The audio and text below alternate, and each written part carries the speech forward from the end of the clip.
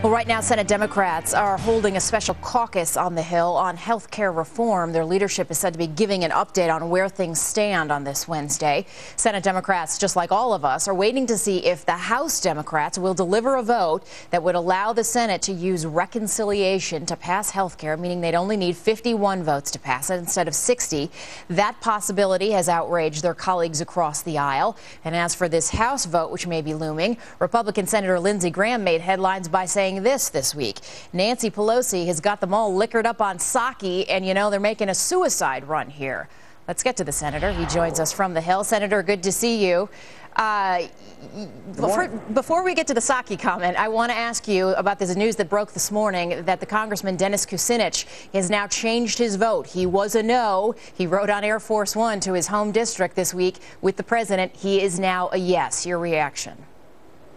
Well, I like Dennis, but if you had any doubt that this was a liberal bill, now any doubt's removed. I don't think Dennis would be voting for this bill if he didn't think it accomplished a lot of the liberal goals of expanding health care and giving the government a bigger role in health care. It does cut Medicare, it does raise taxes, and I think Dennis's goal of more government-run health care is being accomplished, or he wouldn't vote for it. Do you expect the House to have the votes to pass this Senate version, and if so, when? I don't know. I hope not, because the American people have a chance to speak out in the next couple of days. It looks like premium costs will be going up, not down, if this bill is passed. They're talking about passing it this weekend, but the way they're talking about passing it makes me talk about fanaticism. The only way you can explain their behavior is they're lost their political minds. They're trying to jam through a bill that the American people don't want with a process that's bizarre, that no sober person can understand. Deeming a bill passed without voting on it when it changes 1/6 of the economy, they just lost their political minds over there, and it won't go down well with the American people.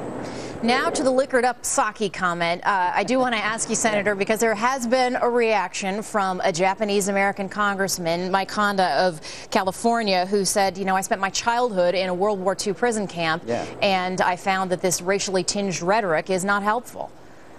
I'm just trying to let people know that what they're doing is fanatical. It's not rational, that they're trying to use a process that is sleazy, it's unfair, it's a trick play. They're trying to have a health care bill passed without voting on it. So my comments really reflect the fanaticism of the Democratic leadership, and I don't know whether it's sake or moonshine, but no sober person would do this.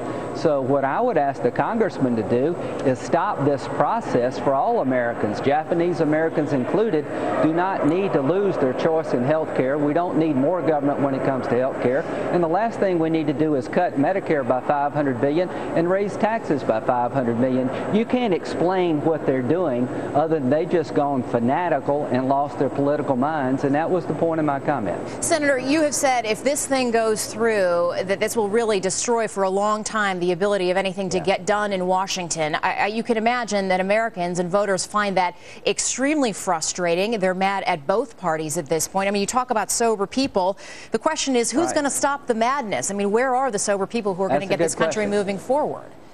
Well, I've been in this position on the Republican side. We were threatening to change the rules to confirm judges by a simple majority vote when the Democrats filibustered the Bush nominees across the board. I was able, with 7 Democrats and 7 Republicans, to find a way forward. It was called the Gang of 14. We stopped the filibuster. We reserved the right of minorities in the future if there was an extraordinary circumstance to filibuster.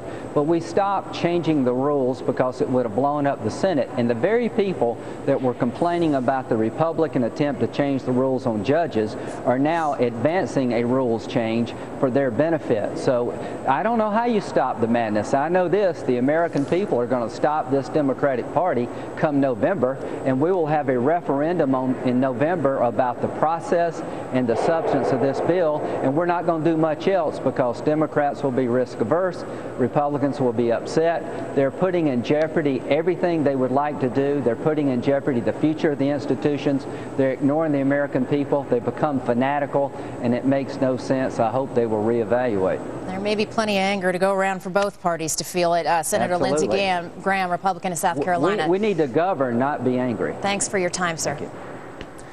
There's a dirty little secret off the coast of California.